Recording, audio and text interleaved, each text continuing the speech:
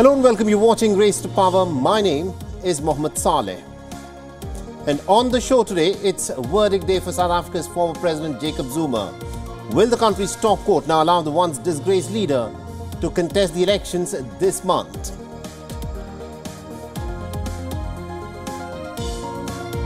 And the other big story that we are tracking is about India's politicians who are engulfed in a courtroom tussle. On the one hand, you have Delhi's Chief Minister Arvind Kejriwal, who's walked out after getting interim bail today.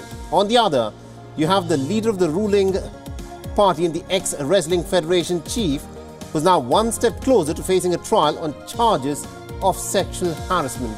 We break down both these stories for you. But let's of course start with what is happening in South Africa, where it's a big day for South Africa's former President Jacob Zuma. Now, the country's top court is hearing a case on Zuma's electoral eligibility. A verdict on whether he'll be able to contest elections or not is expected any moment. With elections just a few weeks away, South Africa's Constitutional Court is deciding an appeal against Jacob Zuma's eligibility to contest the elections that will take place on the 29th of May. The court is hearing the appeal that's been filed by South Africa's poll body after a lower court had given Jacob Zuma a clean chit. Now, in its appeal, the Independent Electoral Commission had argued that Zuma should be barred from the race because of a 2021 contempt of court conviction. Now, the 82-year-old Jacob Zuma, the former leader of the ANC, is fronting the newly formed MK party. And this party can potentially spoil the chances for Cyril Ramaphosa and the ruling ANC, according to the party's vote share. Now, the ex-president's image has been tainted by charges of serious corruption and mismanagement scandals in South Africa's post-apartheid history. So this, of course, is a big moment in South Africa's electoral politics. Jacob Zuma is a man who's been a part of the ANC. He's been the president twice from the ANC party, but he's now turned his back on the ANC party. And the question, of course, is this: will he now be the reason why ANC may not get a complete majority within the South African Parliament? Now, to tell us more about what is happening at this moment, we're being joined by Mr. Nathan Paul, and he's a columnist who specializes in African politics. Now, Mr. Paul, thank you very much indeed for joining us here on this broadcast on WION.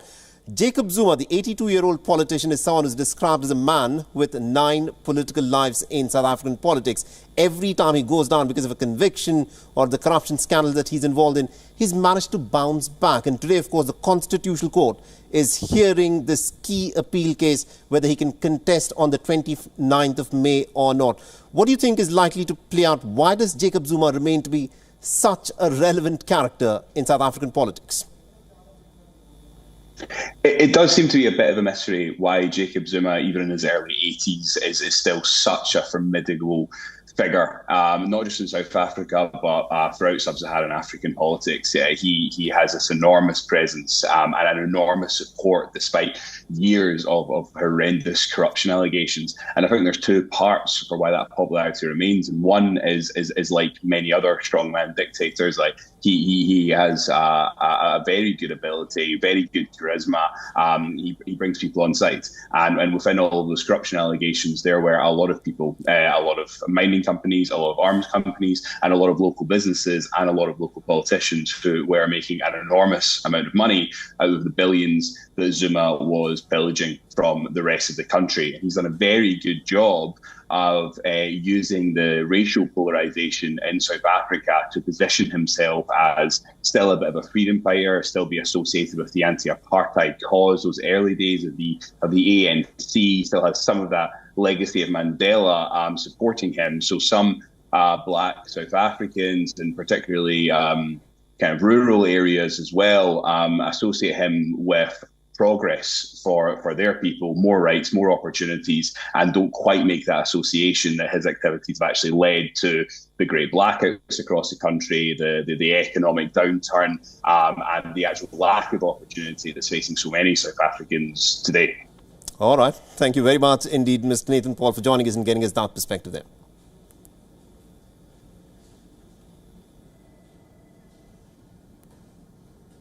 Let's now shift our attention to what is happening in the United States of America, where the former American president is, of course, facing his hush money trial. The former American president is back in court as the testimonies and cross-examinations continue in this case. The biggest development today are reports that say that key witness Michael Cohen is now expected to begin testifying on the trial on Monday. The initial reports had come a day after the porn star Stormy Daniels' time on the stand concluded. Daniels had testified on Tuesday and was cross-examined by Donald Trump's legal team on Thursday. Now, coming back to Michael Cohen and why Donald Trump's once close aide and attorney is pretty important to this case. Now, remember, Michael Cohen is at the epicenter of the charges against Donald Trump that accuse the former president of falsifying business records. Michael Cohen was the one who made the hush money payments of $130,000 American dollars to Stormy Daniels, which is the transaction that is at the core of this case. Now, to remind our viewers, Donald Trump is accused of asking Michael Cohen to front the payment to porn star Stormy Daniels to purchase her silence on a sexual encounter which the former president reportedly had with her way back in 2006. The former president is accused of then paying back the money to his lawyer in installments, disguising them as legal fee payments. Michael Cohen was convicted in 2018 and then was sentenced to 3 years in prison. In his testimony, Cohen in fact claimed that he had paid the money out of loyalty to Donald Trump and also because he feared for the safety of his family. He's also revealed discussing the payment with Donald Trump, who reimbursed him for the money. The trial that is expected to end in a few weeks' time has the potential to impact Donald Trump's presidential bid as he's eyeing for a second term at the White House. And of the 4 criminal cases against the Republican leader, the hush money trial is perhaps the only one that is expected to conclude well before the November elections. And also on this broadcast, we're being joined in by our correspondent Susan Teran, who is joining us live from New York. Susan, this is such a crucial case for Donald Trump. Tell us what are the implications this case is likely to have on the chances of Donald Trump to get re-elected in the November elections this year. Yeah, well, so far it's had a positive impact, ironically, considering the fact that according to polls, more Americans think that this trial is politically motivated than having any merit, considering the fact that, remember, this was a case that was thrown out by multiple judges, and the DA in New York, Alvin Bragg, sort of Frankensteined a few different issues and brought this to court. Now, we'll have to see how the jury decides, but the significance of it is, of course, yes, it's a criminal trial with a jury that the jury has to decide on the one hand, and on the other hand, as you mentioned, it's likely going to be the only case against the former president that will go to trial before the November elections, and his hands are tied ultimately, depending on what will happen at the end of this trial. And also, it's noteworthy considering the fact that this has given Donald Trump an opportunity to come out of the courtroom and speak. And because this is something that's been widely publicized and aired across different platforms here in the United States, perhaps the president wouldn't have gotten so much airtime in networks that aren't so favorable to him. But because this court case is important, then Donald Trump has an opportunity to speak with a wider audience than he might have generally been able to during his campaigns. But nonetheless, we have to see what the jury decides. Remember, it just takes one juror to cause a mistrial and just feel like this doesn't go anywhere. But then, the whole jury has to be on the same page if he's going to be convicted. Very interesting. Thank you very much indeed, Susan Tehrani, for joining us and getting us all those details. This, of course, is a trial that we'll continue to track very closely on WION.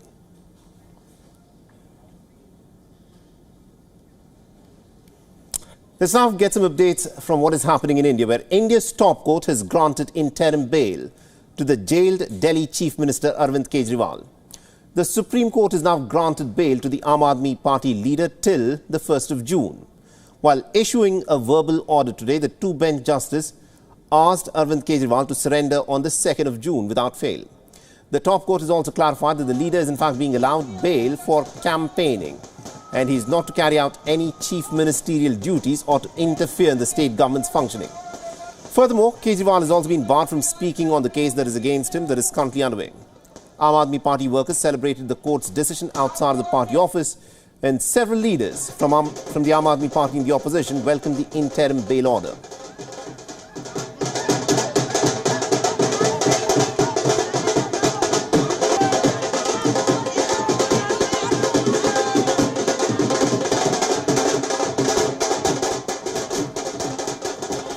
आज आपके बीच में आके बहुत अच्छा लग रहा है।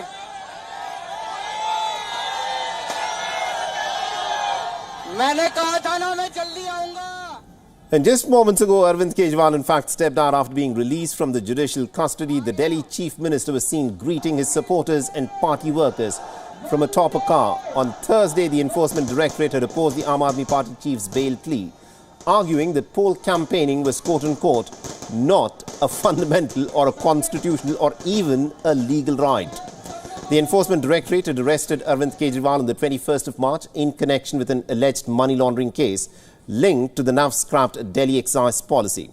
A Delhi court on Tuesday had extended the judicial custody of Kejriwal till the 20th of May.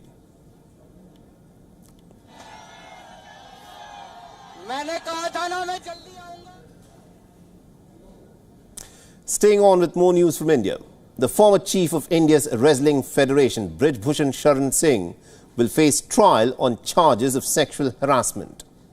A Delhi court has now ordered the charges to be framed against the Member of Parliament after finding some sufficient grounds to proceed in the 5 cases that have been levelled against him. The Delhi police had filed a charge sheet last June alleging his role in sexual harassment of 6 female wrestlers. Brij Bhushan Singh was discharged in one of the cases, but he'll stand trial for the other 5 cases. In 2 of these cases, sufficient evidence has been found to charge him with criminal intimidation. The charges will be framed on the 21st of May. Brij Bhushan Sharan Singh was the WFI chief for over 10 years. The Delhi's Rose Avenue court order has come just days after the ruling BJP decided not to give him a ticket for the upcoming general elections. Interestingly, the party nominated the 6-time MP's son, Karan Bhushan, from the Kaisarganj constituency in the state of Uttar Pradesh. Now, Brij Bhushan Sharan Singh has been at the centre of a huge political storm since the accusations became public last year, where Olympic medalist Bajrang Punia, Sakshi Malik and the Commonwealth Games champion Vinesh Phogad staged massive protests in New Delhi last year, accusing Brij Bhushan Sharan Singh of serious cases of sexual harassment.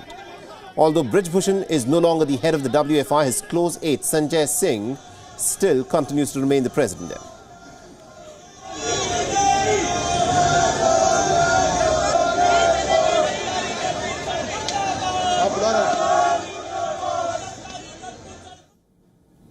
Now, in the other high-profile case of alleged sexual abuse, which involves the JDS leader Prajwal Revanna and HD Revanna, in a dramatic turn of events, the National Commission for Women has now said that one of the women complainants in this case has claimed that she actually made the confession after she was forced by a group of people who claimed to be cops to lodge a false complaint after being threatened with harassment. So as the allegation came to light, the former chief minister and the JDS state president H.D. Kumaraswamy has then accused the special investigation team that is probing the case of threatening the victims with prostitution to extract false statements. He's further demanded that the CBI should now be investigating the case and has alleged that the Congress government is involved in the SIT's investigation. With this development, Revanna seems to have received some kind of assistance in his defense, irrespective of the fact that if these claims are fabricated or real. Till date, there are 3 cases of rape that have been registered against the Member of Parliament from Hassan district in Karnataka. But remember, the evidence is huge. There are more than 2,900 files of explicit videos of a sexual nature and images that have been found in the pen drives that were leaked involving Prajwal Revanna. Now, Revanna, remember, has fled the country. He reportedly is now in Germany, and the SIT has already arrested his father, H.D. Revanna, under charges of sexual abuse and kidnapping.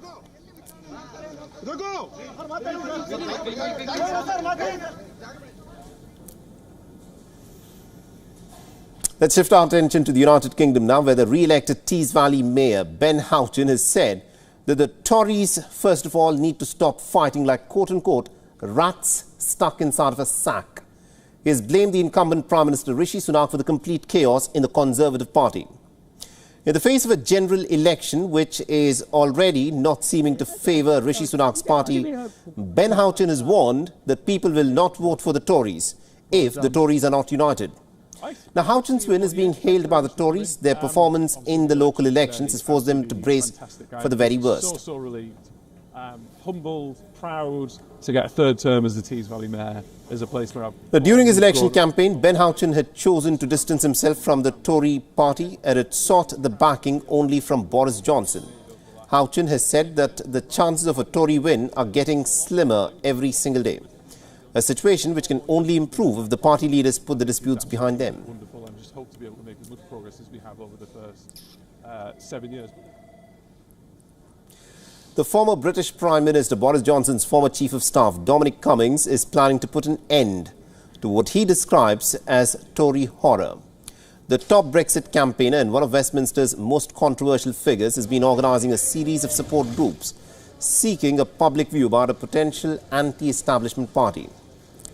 The Cummings is vying to replace the ruling Tory party of the British Prime Minister Rishi Sunak. He says that his startup party will attract a large number of supporters before the United Kingdom, of course, heads into the elections next year. In his very first interview since exiting the 10 Downing Street, the 52-year-old Cummings said that the Tories represent nothing except worse violent crime, more debt, higher taxes, failing public service, and also an immigration that is completely out of control.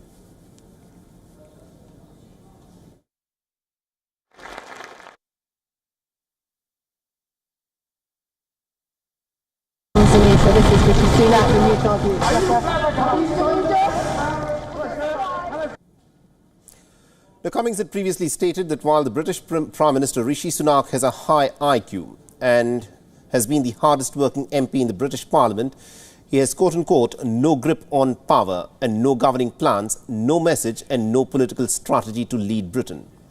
Now, Cummings' party that he says will be focused ruthlessly on voters has not yet been formed, and there are no details about its funding, membership and governance. But the former lawmaker says that several donors and members of Parliament have been reaching out to him.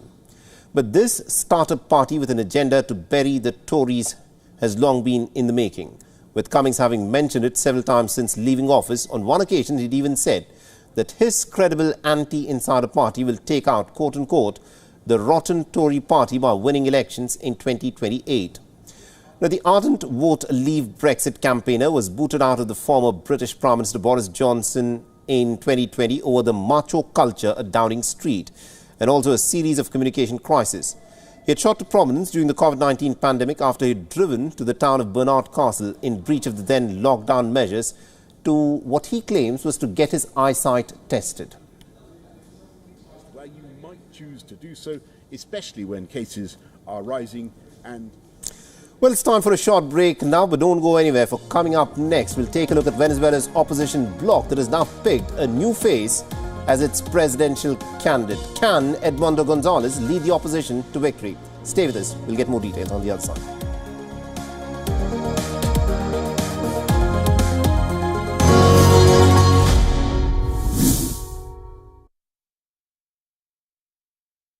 WION Health Resort is unique, the only one of its kind. Experience the 4 paths of natural wellness: yoga, Ayurveda, acupuncture, and naturopathy. Each uniquely customized program improves the whole person to make every person whole. Come to WION Health Resort. Make your reservation at wion.com. This week on Take It Out, let's understand if it's right or wrong to convert a classic car into an electric vehicle. We explain how technology is set to transform the Paris 2024 Olympics. And we bring you a wrap of all the latest tech breakthroughs. This and more on WION World is One at these times.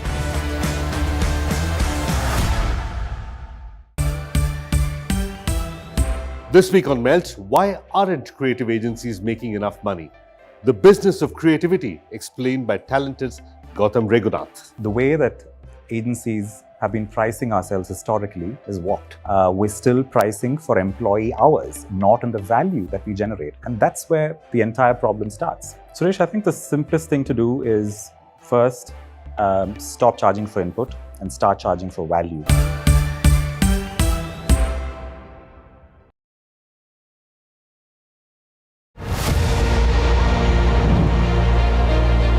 In this episode of Makers of New India, we are featuring a brand that has changed the entire hand-woven carpet industry. I took 5,000 rupees from my father as a loan and started this business. I thought that I must start this business with those artisans because they are rejected by the society. Right now we are a global brand. We ship to 85 plus countries around the globe. There are 18 different processes that goes into making the final product that you see at the showroom or the retail stores in India.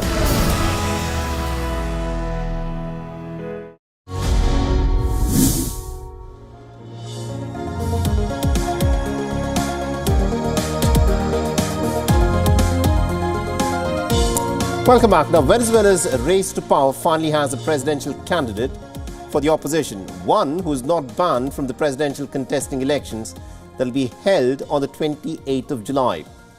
Now, the country's main opposition bloc has unanimously agreed to support a rather low-profile candidate for the upcoming polls. Edmundo Gonzalez will be challenging the incumbent president, Nicolas Maduro. It was a surprise, completely. I would never have thought, never in my mind, that I would be chosen candidate of the Venezuelan opposition. I have never held a position of popular election. I have never participated in partisan politics of elections or popular elections. No, that was not among my plans. And I was the first one surprised. But what's also interesting to see is that Gonzalez is not at the forefront of campaign rallies just yet. That job, in his own words, has been left to the undisputed leader of the opposition, Marcia Corina Machado. Machado has for many months led a campaign against President Maduro. However, the court has ordered a ban against her last year, thus blocking her candidature. A una Venezuela que se veía apagada. Me dice, okay, yo voto por el que tú me digas. Thousands of Iranians voted in a runoff election for the remaining parliamentary seats. The polls have come 2 months after the March legislative elections were dominated by the country's conservative leadership. Just a few hours ago, voters in 22 different constituencies cast their ballot to elect 45 representatives from 90 candidates contesting in these elections. Earlier in the day, Iran's supreme leader exercised his vote. Ayatollah Ali Khamenei also urged the Iranians to vote, referring to the runoff elections as important as the main one. The importance of the runoff election is no less than the main election. God willing, our estimated people will vote for a complete parliament. The higher the turnout, the more powerful the parliament will be. The stronger the parliament, the more work can be done for the country. As far as Iran's political power structure is concerned, the country's parliament plays a second role in governing the country. Ayatollah Ali Khamenei, Iran's supreme leader, has the final say in all important state matters. Now, the legislative elections in the month of March saw the lowest ever voter turnout in the West Asian nation. 25 million voters cast their ballots, bringing the turnout to just about 41%. Anyways, no matter if we make the right or wrong choice, we must take part in the elections and help raise the turnout, even if lawmakers that I don't support enter the parliament. Well, that's all the time we have in this edition of Race to Power. Thanks for watching.